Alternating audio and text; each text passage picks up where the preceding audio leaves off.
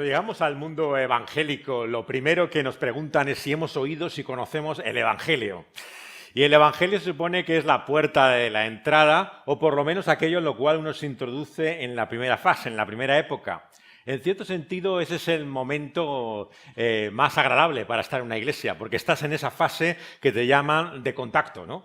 Todavía no formas parte de esto, estás simplemente curioseando, preguntando, es cuando vienen todas las sonrisas, cuando todo son facilidades, cuando todos están dispuestos a contestar tus preguntas. Muchas veces uno tendría la tentación de que quisiera seguir siendo el contacto, ¿no? Y realmente nunca pasar más allá, porque tienes lo mejor de la iglesia. Muchas veces, tristemente, en bastantes iglesias, una vez que uno ya ha recibido el Evangelio, se acaba con todo lo que se asocia con esa fase.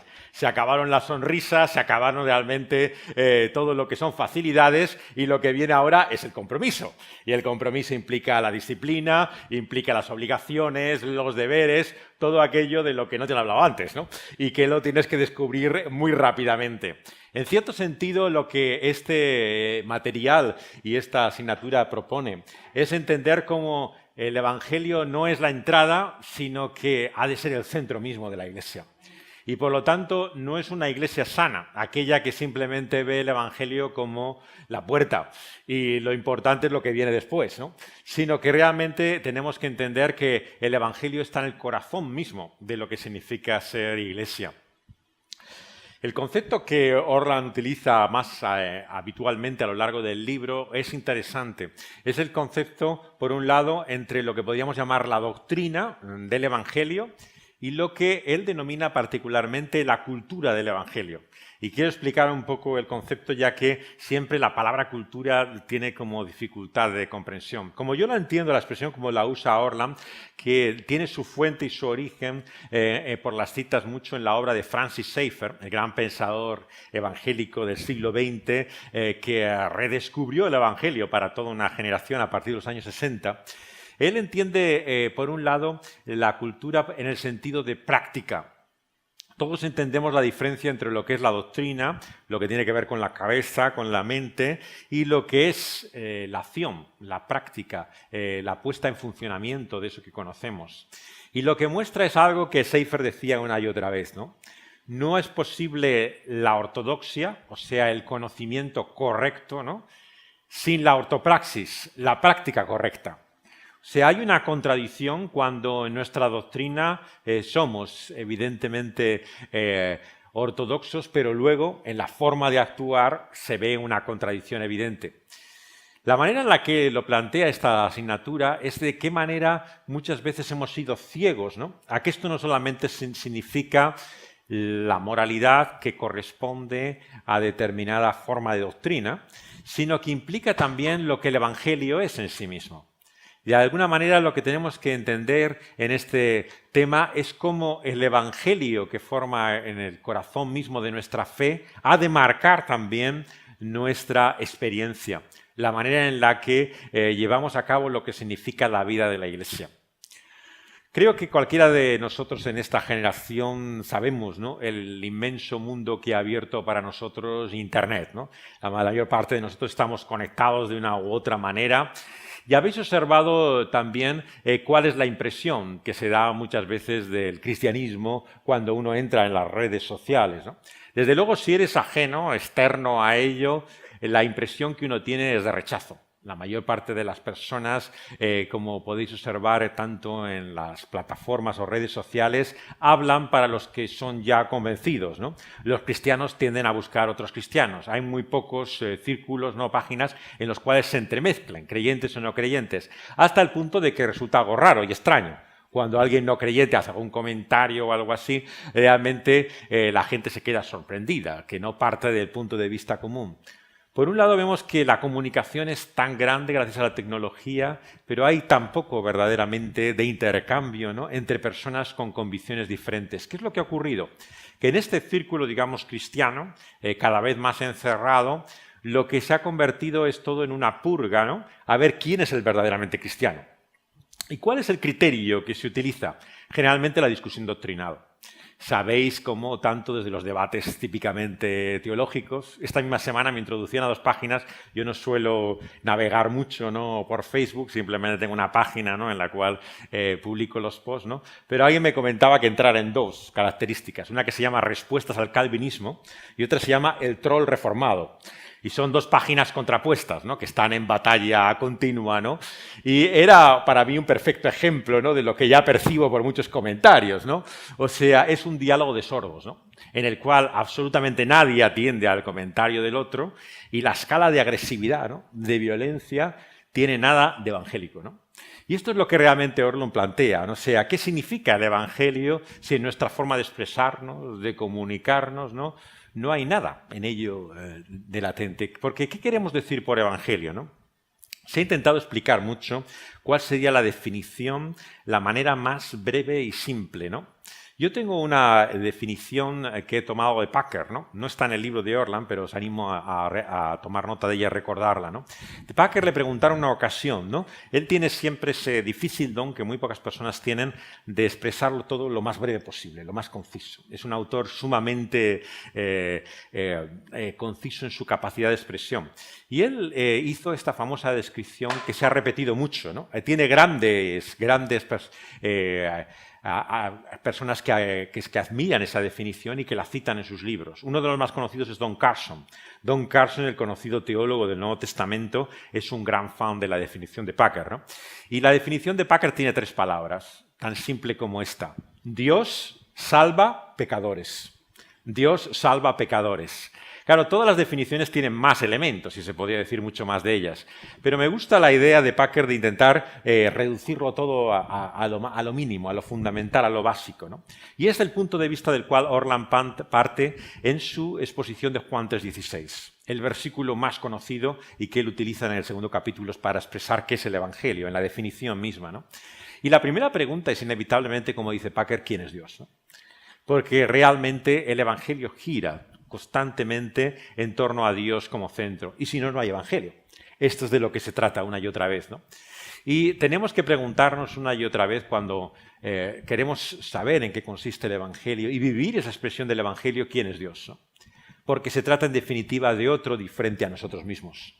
Como muy bien hace el libro y el material, gran parte del problema que ahora vivimos es que el evangelio tiene que ver con nosotros mismos. Tiene que ver, en primer lugar, con los beneficios que yo saco, ¿no?, de ese evangelio. Claro, todos venimos al evangelio, en cierta forma, por nuestra necesidad que tenemos personal. Necesidad que a veces tiene que ver por una cuestión evidente de moral, de conciencia, que nos hace sentir culpables. La sociedad actual ha intentado desarraigar la culpabilidad del mundo contemporáneo, pero la gente, incomprensiblemente, aunque no cree en pecado, aunque no piensa que haya bien o mal, se siente mal. Piensa que de alguna manera muchas veces no llega a cumplir lo que busca, se siente frustrada, y esto se ve en las relaciones, se ve en toda la existencia de muchas personas, ¿no? Y en el Evangelio muchos encuentran simplemente pues, la respuesta al problema de la culpa. Evidentemente que para nosotros, ¿no?, es una liberación de la culpa el Evangelio.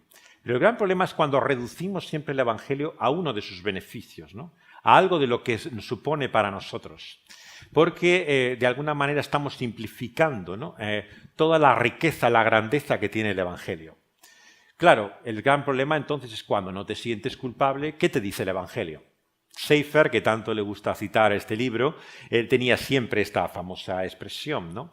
Decía siempre Francis Schaeffer, Dios no ha mandado a Jesucristo, ¿no?, para llevar a cabo la obra de salvación, ¿no?, para librarnos del sentimiento de culpa, de la experiencia subjetiva de la culpa, sino del problema objetivo de la culpa.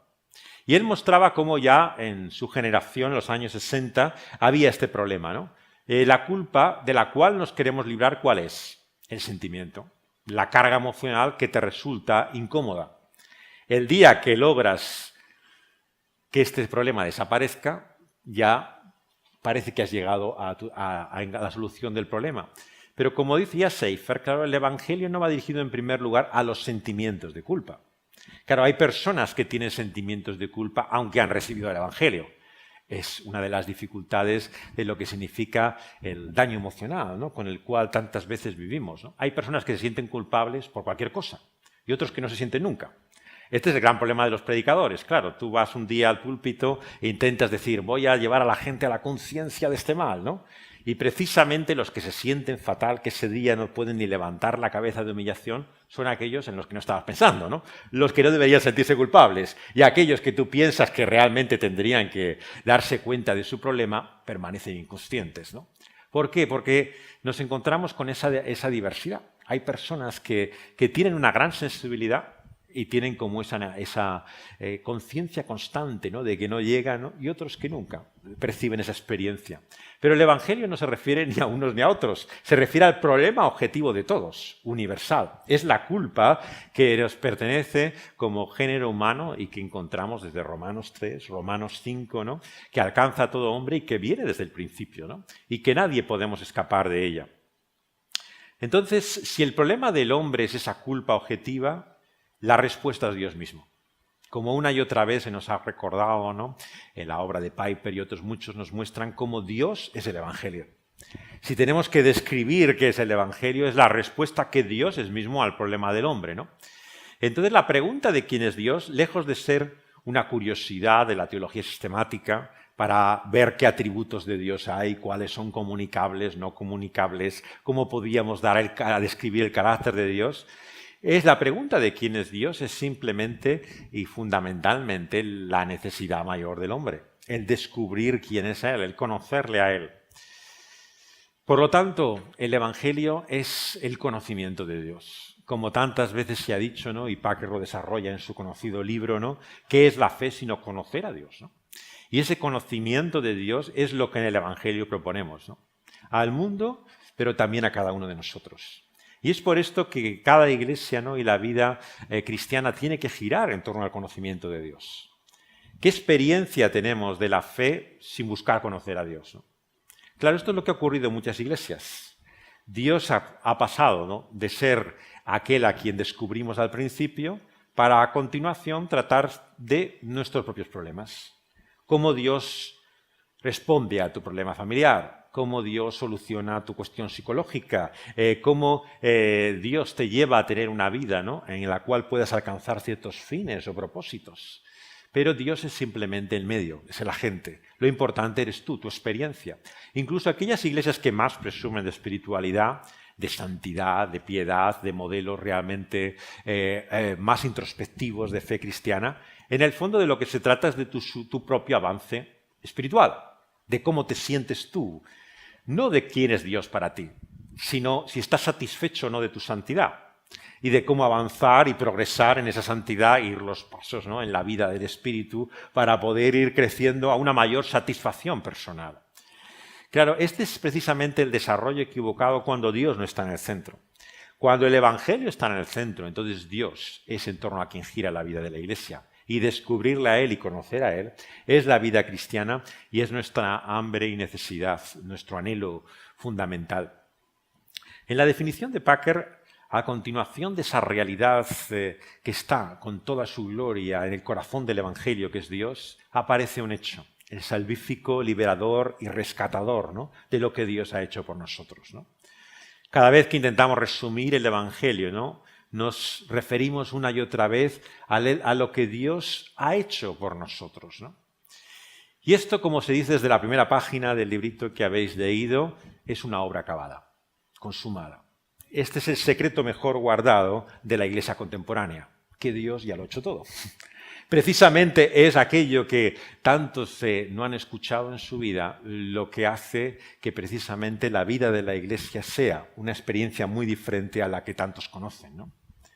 Porque si Dios ya lo ha hecho todo, si Dios nos ha salvado en Cristo Jesús, entonces, ¿qué es la experiencia cristiana? Claro, muchos han llegado, como decíamos, a la idea equivocada de que una vez que Dios ha hecho todo en Cristo Jesús, de lo que se trata es de tu propio avance, de cómo tú puedes progresar y avanzar a partir de ahí, de cómo tú experimentas eso en tu propia vivencia personal y cómo puedes crecer en ese conocimiento. Lo que esta asignatura plantea, ¿no?, y el material que la acompaña es todo lo contrario, el hecho de cómo lo que Dios ha hecho por nosotros, ¿no?, es de lo que vivimos cada día, nuestra experiencia se motiva, pero que además tiene su propio centro y corazón en la experiencia de ese evangelio. ¿De qué manera, no? Pongamos ejemplos muy claros, ¿no? Si la experiencia de salvación es la misericordia de Dios, el don inmerecido, el favor realmente que Él nos ha hecho incondicionalmente, sin nosotros poder hacer, ¿no?, o ser nada que mereciera ni tuviera que recibirse semejante don, ¿no? Lo que significa para nosotros vivir el Evangelio, ¿no?, es mostrar, ¿no?, ese mismo favor, esa misma misericordia, ¿no?, esa misma gracia a aquellos que no la conocen. Exactamente lo contrario de lo que estamos viendo en estas redes sociales. ¿Dónde está la misericordia de estos cristianos? ¿Dónde está su gracia? ¿Dónde está realmente el favor de Dios independientemente de la persona? No, todo lo que hay es juicio. Ah, sí, tú te llamas cristiano, pues habrá que ver qué tipo de cristiano es, ¿no? Y ser creyente, ¿no? Pues a ver que dónde están los méritos que son creyentes. Y yo le veo hasta un pendiente en la oreja, si tiene este aspecto o el otro, ¿no? Si sale en este y otro sitio, ¿no? ¿Cómo puede ser este cristiano, ¿no? De lo que se trata es, en definitiva, de cómo cumplir las expectativas, las metas de quien tú llamas el verdadero creyente. No se trata de la gracia, del favor inmerecido de ninguna persona, sino de lo que tú mereces, ¿no?, realmente a lo que tú eres y a lo que tú vives. Exactamente lo contrario a lo que el Evangelio nos presenta, ¿no? Es por eso que una y otra vez, ¿no?, entendemos que la gracia, lejos de ser la experiencia de introducción a la fe, es aquella en la cual crecemos, vivimos, ¿no?, y se experimenta toda la realidad de la vida cristiana. Claro, lo que muchos creyentes nos dirán, bueno, ¿no es esa gracia demasiada gracia? Claro, si al fin y al cabo todo es gracia y al final no hay que hacer nada, pues esto, fíjate lo que se va a convertir, ¿no? Aquí entonces cualquiera es cristiano. Aquí simplemente se trata aquí de recibir esto como quien recibe un cheque en blanco, ¿no? Pues cualquiera se apunta a esto, ¿no? Y empieza a surgir la cuestión, ¿no?, de dónde están las demandas, ¿no? Lo que sustituye, por lo tanto, al Evangelio son unas demandas que el ser humano mismo, ¿no?, que la Iglesia en su comprensión de Dios crea, ¿no?, y que van tomando el lugar del Evangelio. Sabemos que es la experiencia de muchos creyentes, ¿no? Al principio les han hablado de esa gracia inmerecida de Dios, pero cuando llegan dicen, muy bien, ahora eres cristiano. Estas son las normas. Deja de fumar, deja de vestirte así, deja de irte a bailar, deja de beber alcohol, etcétera, etcétera, ¿no? Y entonces cuando cumplas estas cosas, ¿no?, te estarás conformando al modelo cristiano. Claro, por eso entendemos que personas que no tienen la menor idea de lo que significa ser creyente comprenden que un evangélico es el que hace esto, el que no hace esto y el que no hace el otro, ¿no? O sea, realmente tienen perfectamente en su cuadro lo que corresponde al esquema de lo que es el comportamiento de un cristiano evangélico. Esto que hemos llegado a denominar tantas veces legalismo, ¿no?, es cierto que es una expresión dudosa, ¿no?, y que muchas veces se utiliza muy fácilmente. Pero, sin embargo, es simplemente una manera de intentar entender cómo son leyes, principios humanos, criterios, ¿no?, los que han tomado el lugar de Dios. Claro, ¿qué nos dirán? Bueno, esto de humanos nada. Esto viene de la Biblia. Esos son principios de conducta, de comportamiento que nos dice la Biblia. Estamos entonces ante una confusión entre la ley y el Evangelio. Es cierto que muchas de estas leyes y principios no son puramente dimensión humana. Tienen realmente una sabiduría bíblica, corresponden a un principio de conducta cristiana. Pero la cuestión es cómo entendemos ese deber respecto a lo que es el regalo de la gracia. Como decían los reformadores, al fin y al cabo esta es la gran confusión del cristianismo, ¿no? La confusión entre gracia y el Evangelio, ¿no?, con la ley, ¿no?, y lo que significa el deber, es lo que hace que tantas religiones tengan tan poco de evangélicas, ¿no? Precisamente hay una gran diferencia, un abismo, ¿no?, que sigue todavía separando al hombre religioso del verdadero evangelio. Es por eso que nuestra tradición evangélica hemos recibido durante generaciones ya, ¿no?, la distinción entre la religión, ¿no?, y la verdadera fe, porque entendían que mucho de lo que se denomina en el pensamiento religioso como cristiano no corresponde a lo que es el evangelio, ¿no?, por esa confusión, ¿no?, que hay entre la ley y la gracia. Claro, lo que entendemos en la doctrina correcta, en la doctrina ortodoxa, es que la ley nunca fue dada para salvar a nadie. Claro, esta es la gran sorpresa para muchos evangélicos, que les han dicho que la primera parte de la Biblia tiene la ley, tiene las demandas, los requisitos. Y eso estaba bien para los judíos, claro, para aquellos primeros que vinieron. Como fracasaron, como no vivieron conforme a esto, luego vino el Evangelio, era el plan B de Dios. Cuando falló uno, no tuvo más remedio que enviar a su hijo a ver cómo salvaba la situación, ¿no? Y en una cruz tuvo que morir nada menos porque estaba tan desesperada la cuestión que no había otra salida finalmente para poder llevar a cabo la salvación del hombre. ¿Es esto lo que uno entiende cuando lee la Biblia? Difícilmente. Uno entiende que había un plan eterno de Dios, un propósito desde el principio. No es que Dios tiene un plan A y cuando le falla, ¿no?, se dedica entonces a pensar, ¿y ahora cómo salimos de esta? Vamos a buscar el plan B, ¿no? Sino que desde el principio Dios nos dice, como en los 10 mandamientos comienza el preámbulo, que Dios, habiendo salvado a su pueblo de Egipto, de tierra de servidumbre, de esclavitud, les dio estas palabras de vida, ¿no? Nunca la ley fue dada para que fueran salvos, sino porque eran salvos, les mostró esa su voluntad moral, ¿no? Por lo tanto, no es cierto que en el Antiguo Testamento hubiera un plan de autosalvación, ¿no?, que simplemente al fallar y fracasar se hace necesario el Evangelio. Es que la ley nunca fue el camino de salvación.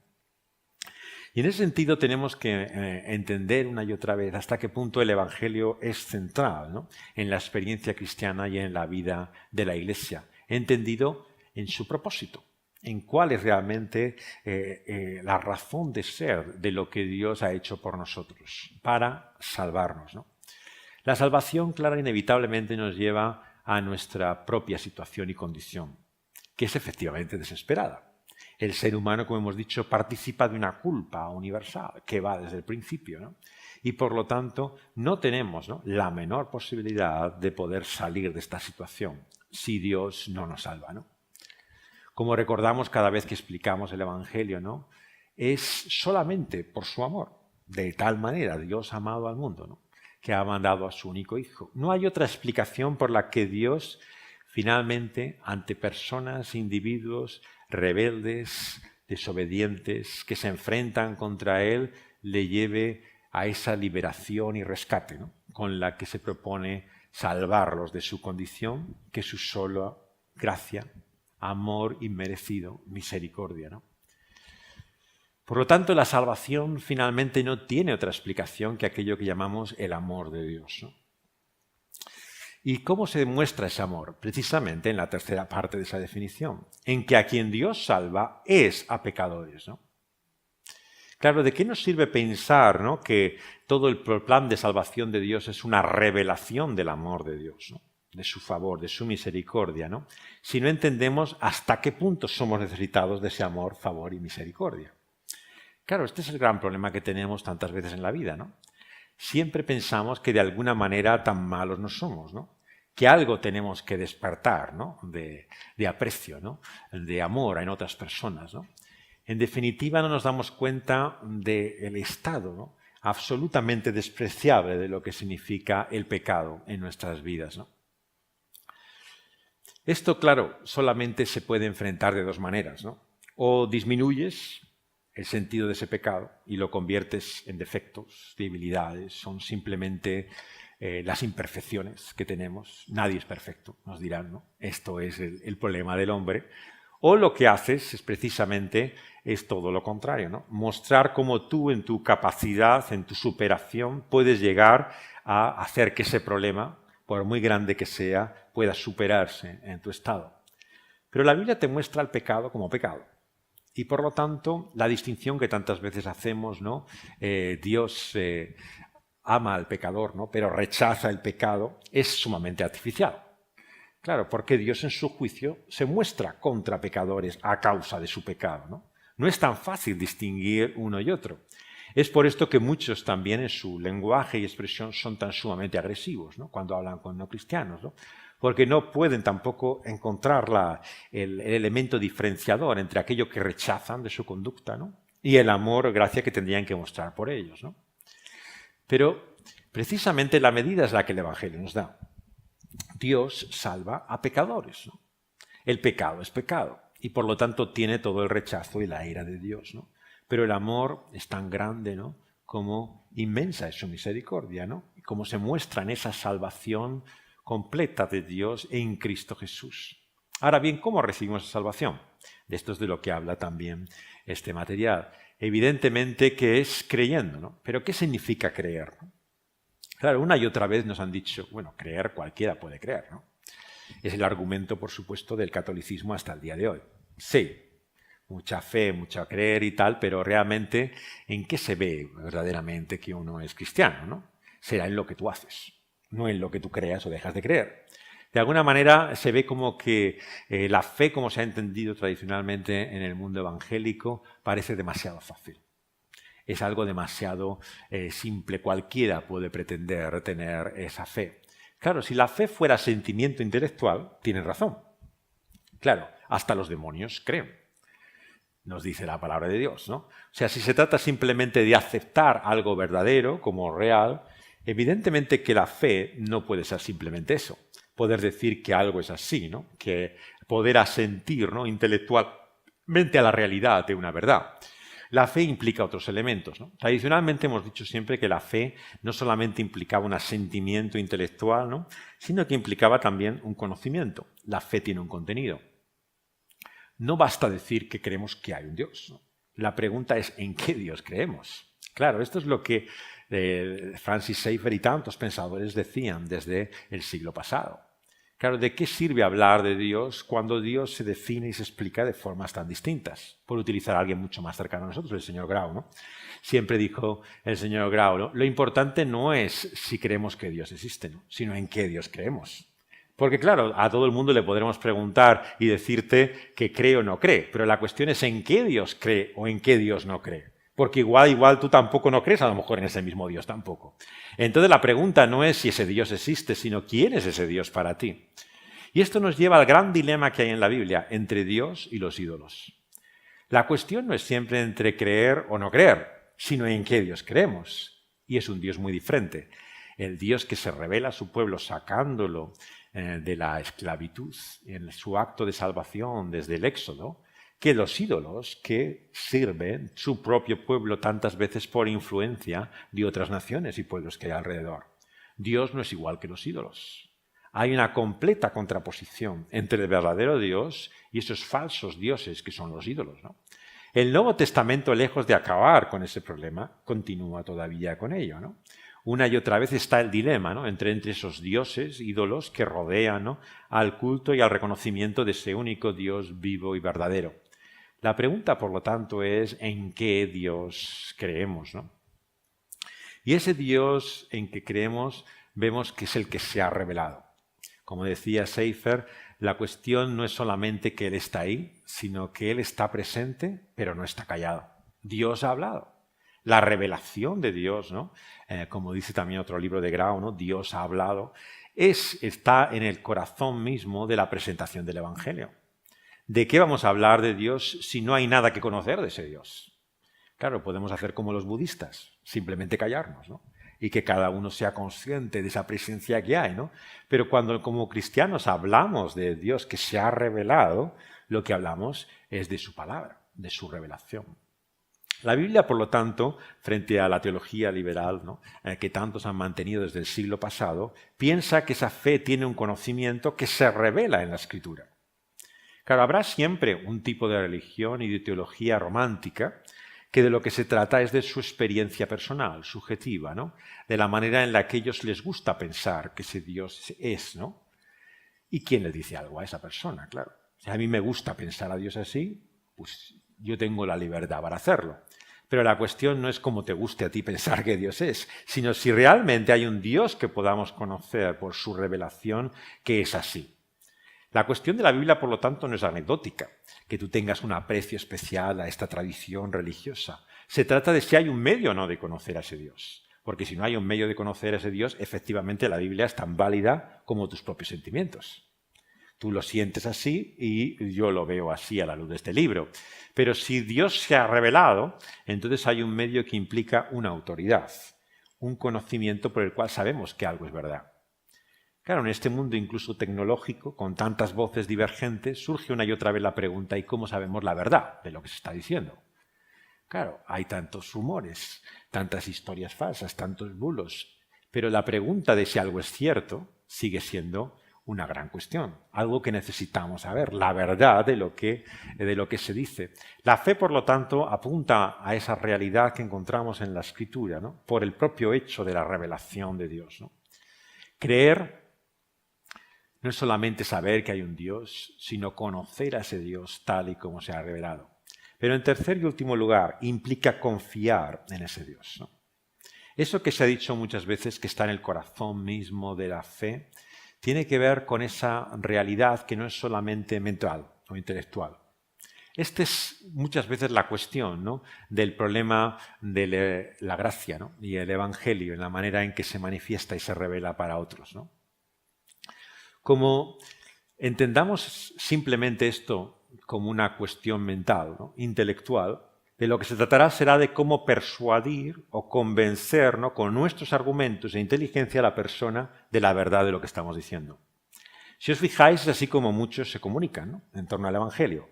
Presentan argumentos, ¿no?, con la idea de que si te convences de esos argumentos, podrás aceptar la verdad de lo que es el Evangelio. Pero creer no es simplemente asentir o saber con un conocimiento de Dios, ¿no? No es aceptar, ¿no?, la racionalidad de ciertos argumentos. Implica una experiencia, ¿no?, que denominamos de confianza en ese Dios, ¿no? Ahora, todos entendemos la diferencia, ¿no?, entre conocer a alguien y confiar en él. Claro, yo puedo saber quién eres tú, pero sin saber quién eres tú, la confianza que yo puedo tener es relativa. Depende de ese conocimiento. Cuanto más conocimiento tengo, más me puedo arriesgar en esa relación contigo, ¿no? Esto es exactamente lo que la fe plantea. En la medida en que conocemos quién es ese Dios, en esa misma medida tenemos que confiar en Él, ¿no? Confiar en lo que Él dice, ¿no?, pero también nuestra propia vida, ¿no?, en sus manos. Esa confianza implica una experiencia emocional. No tengamos miedo a ello. Yo creo que desde el principio, en la ley de Dios, el Señor nos lo dijo claramente, ¿no? Debemos amar a Dios con todo nuestro corazón, como dice Deuteronomio. Y eso, aunque no sean solamente nuestros sentimientos, es también nuestra cabeza, nuestra voluntad, nos habla de la totalidad del ser humano, ¿no? Muchas veces en la presentación del Evangelio y en la apologética contemporánea encontramos que hay un excesivo racionalismo, ¿no? Hay una escuela que ha conformado gran parte de la apologética evangélica desde hace muchos años, ¿no?, que llamamos el evidencialismo, ¿no? El evidencialismo es que si te doy 31 razones por las que Jesús resucitó o Jesús es lo que tal, evidentemente esto demanda un veredicto que es crearlo. Ya está. Claro, pero las cosas no son tan simples. Tú no crees en Cristo Jesús porque haya 31 razones para que te demuestren quién es Jesús. Las cosas no funcionan así para el ser humano, ¿no? O sea, uno puede tener todas las evidencias, argumentos delante suyo y aún así esto no te conviene. ¿Por qué? Por la misma razón con la cual discutes con un no creyente sobre un tema de fe, ¿no?, y te das cuenta en cierto momento que es inútil la discusión. ¿Por qué? Porque aunque tú le demostraras la verdad y él te asintiera, no iba a cambiar en nada su estilo de vida ni lo que iba a hacer por lo que tú le dijeras. Te das cuenta que esto no es una cuestión intelectual de demostrar o convencer a nadie. Hay algo más profundo. Es lo que la Biblia llama el corazón. Y el corazón tiene no solamente sus propias razones, como decía Pascal, ¿no?, sino que el corazón tiene ya una voluntad determinada. Y esa voluntad es caída. Y eso hace que lo que nos convenga, según Dios nos muestra en su palabra, es precisamente lo que no queremos. ¿Cómo comienza el principio del Evangelio? La luz vino a este mundo de tinieblas, pero los hombres amaron más las tinieblas que la luz. No es que estaban en tinieblas, no es que no veían la luz, no, es que la amaban. Hay una cuestión afectiva, por lo tanto, que tiene que ver con nuestros propios sentimientos. No solamente es que hacemos cosas malas, que no nos conviene que haya un Dios que finalmente vaya a juzgarnos, ¿no?, y por eso preferimos que Dios no existe, para que ningún día tenga que pedirnos cuentas. Es que hay también una relación afectiva, de sentimiento, ¿no?, por todo aquello que es contrario a ese Dios, ¿no?, por la independencia, rebelión y desobediencia de ese Dios. Y es por eso que el mal, el problema que la Biblia denomina pecado, es tan profundo, está arraigado en nosotros de tal manera, ¿no?, que nos vemos continuamente vinculados sentimentalmente a Él, ¿no? Y Dios ha mostrado precisamente su salvación para pecadores, para personas cuyo corazón no estaba en Él. sino todo lo contrario, opuesto a Él, lejos de Él. Éramos, por utilizar la expresión de la Escritura, enemigos suyos. Claro, esto te cuesta aceptarlo, comprenderlo. Hombre, tanto como enemigos, hombre, yo no creo que haya un Dios, pero hay enemigo suyo, tampoco enemigo suyo soy, ¿no? Pero esto es lo que la Biblia dice de ti y de mí, que tú estabas en enemistad en tu mente, ¿no? En tu corazón, opuesto totalmente a todo lo que Dios es. El escándalo del Evangelio, por lo tanto, es que Dios muestra su amor no solo a quien no lo merece, sino al que está en contra de todo lo que es Él, ¿no? Esto es algo tan difícil de entender y aceptar, ¿no? Que toda nuestra vida, ¿no? Nos cuesta realmente creernos que somos amados realmente por Dios. Cuanto más descubrimos, ¿no? de esa enemistad en nosotros, ¿no? más nos parece que Dios no puede amarme tal y como tengo mi corazón.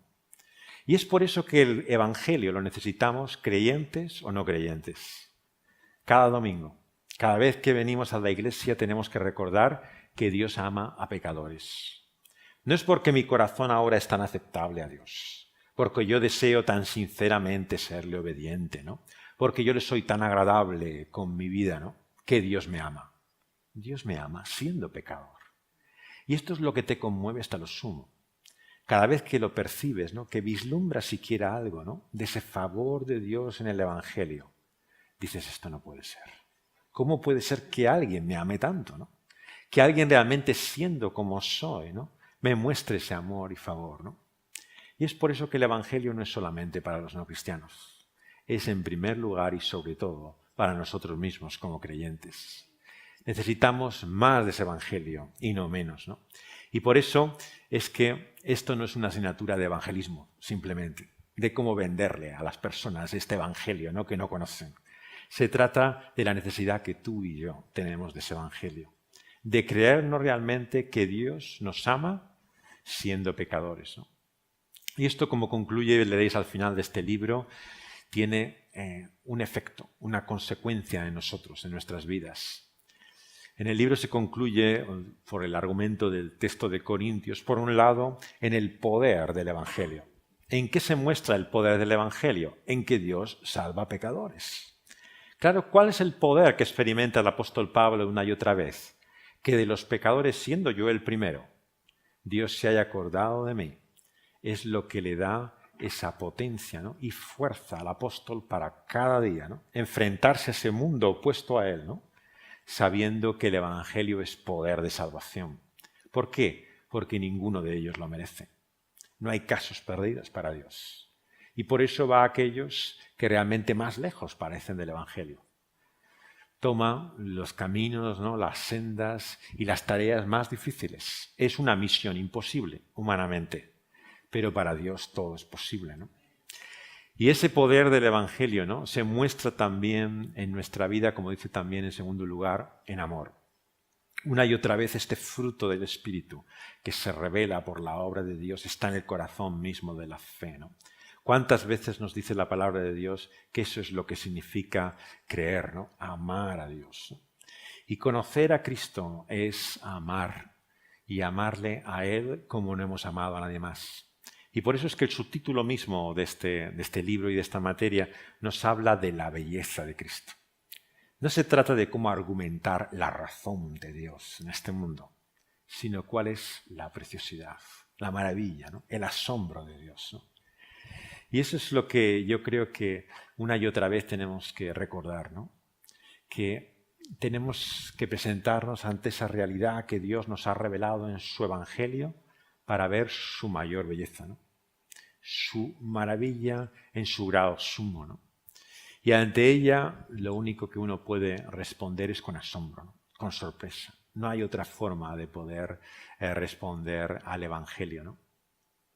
Así que el Señor nos estimule, ¿no? a pensar más en su Evangelio, pero también a experimentar más ese poder, ¿no? que produzca más amor y que podamos compartirlo con otros. Finalmente, esta es la conclusión de esta asignatura, que esa gracia que hemos recibido de Dios en el Evangelio la queramos compartir con otros. ¿De qué nos sirve disfrutar esa gracia si no queremos mostrarla a los demás? Y esto se empieza con los propios cristianos. En esta materia, si veis el libro con atención, veréis hasta qué punto en la Iglesia es una asignatura pendiente. Mostrar generosidad, mostrar bondad para tu hermano, mostrar la gracia que Dios ha mostrado para contigo. ¿Por qué no le pasas una al que está a tu lado, ¿no?